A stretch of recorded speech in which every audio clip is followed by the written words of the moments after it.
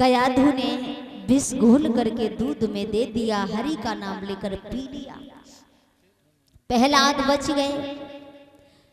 हिरण्यकश्यप कहने लगा, कयाधु तूने कोई चाल तो नहीं चल दी? जवाब दिया, नहीं महाराज, मैंने कोई चाल नहीं चली है। कोई माँ अपने बेटे को नहीं मारना चाहती है, ना मरते हुए देख सकती है, और तुम्हारे कहने पर मैंने विष घोल करके दूध में अपने बेटा को पिला दिया, तब भी यकीन नहीं है। अगर आपको यकीन नहीं होता है तो 2 बूंदे रह गई हैं, तुम पी के देख लो। तब विश्वास हुआ, प्रहलाद बच गए। उसके बाद में गोशे में आकर के और हिरण्यकश्यप अपने बेटा को घसीटता हुआ खींचता हुआ ले जा रहा था। तब तक देखा कि सिंहिका सामने से चली आ रही थी। हिरण्यकश्यप की बहन थी जो विप्रचित्त को ब्याही थी। जब उसने अपने भतीजे को घसीटते हुए देखा, अपने भैया से बोली, भैया जे काय को घसीट रहे हो? जवाब दिया, दुश्मन का नाम नहीं छोड़ता, इसलिए मैं इसे मारना चाहता हूँ।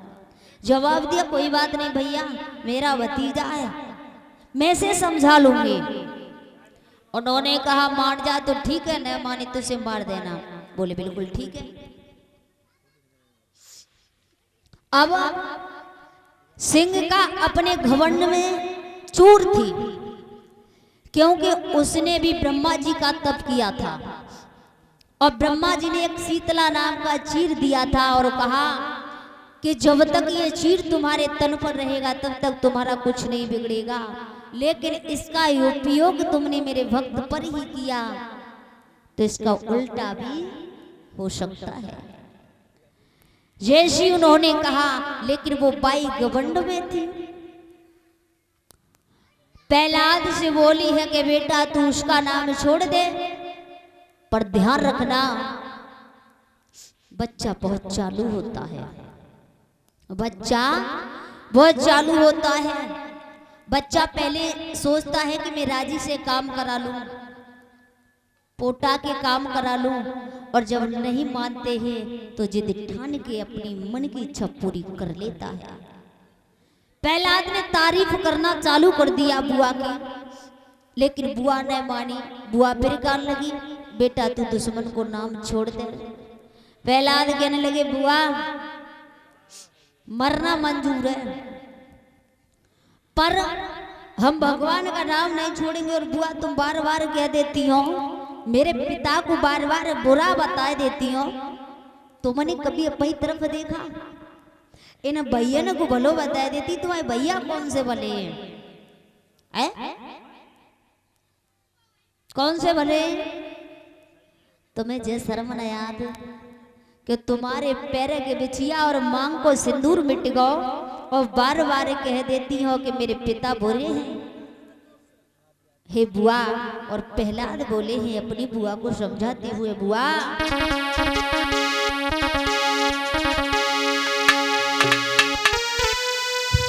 कि मेरे पिता को बुरा बताई रही है, और जाने संसार पालो। बुआ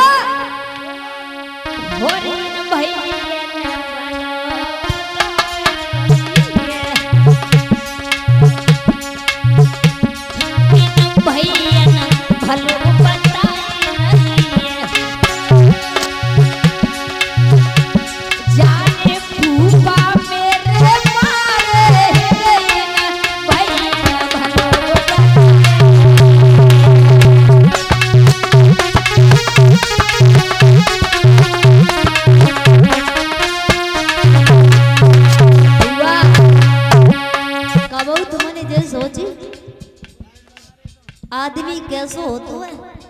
आदमी को सुख देखो तुमने, बिंदिया माथे पे लगाए भाई,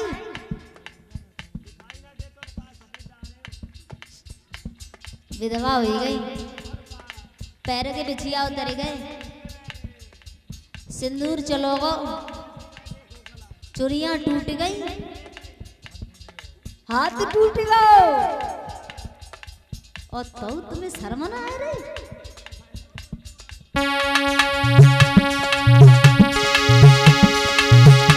मेरे पिता को बुरा बताई रही, खजाने संसार को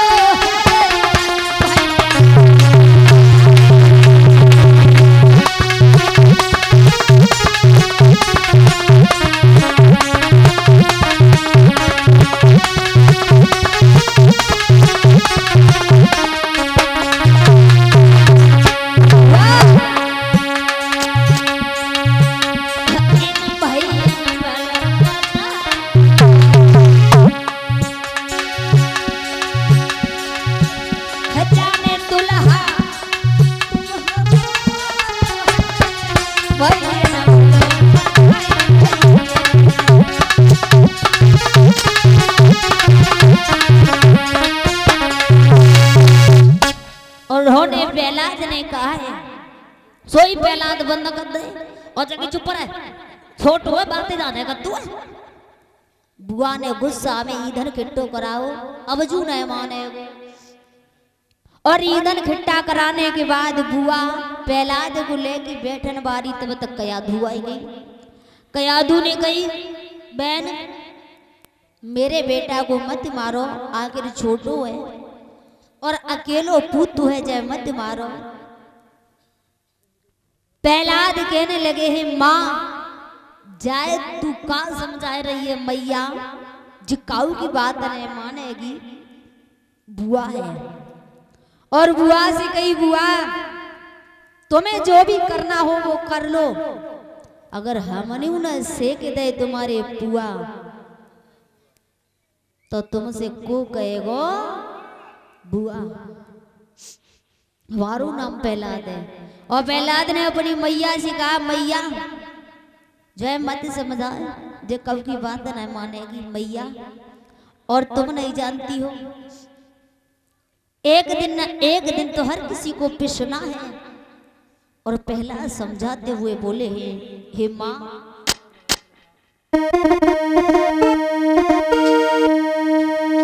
अरे मटर पे अधर चले चाकी रे, मटर पे अधर चले चाकी रे।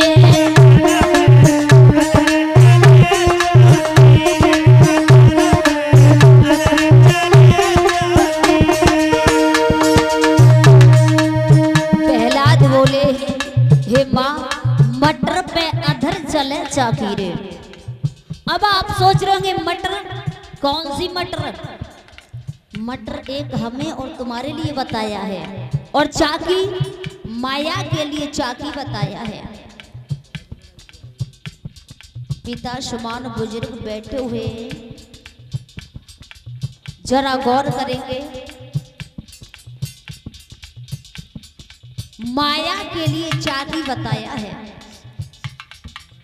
और भगवान के लिए मानी बताया है ना। माया चाकी है और मानी भगवान है। अब जो चाकी के पास में गया, जाने भगवान की मानी, वो तो बच गया, और जाने भगवान की ना मानी वो पिस गया।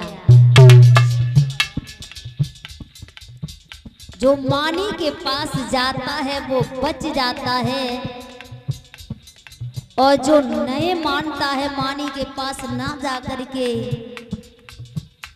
चाकी के पास जाता है वो पिस जाता है। प्रहलाद बोले हैं, हे माँ मटर पे अधर चले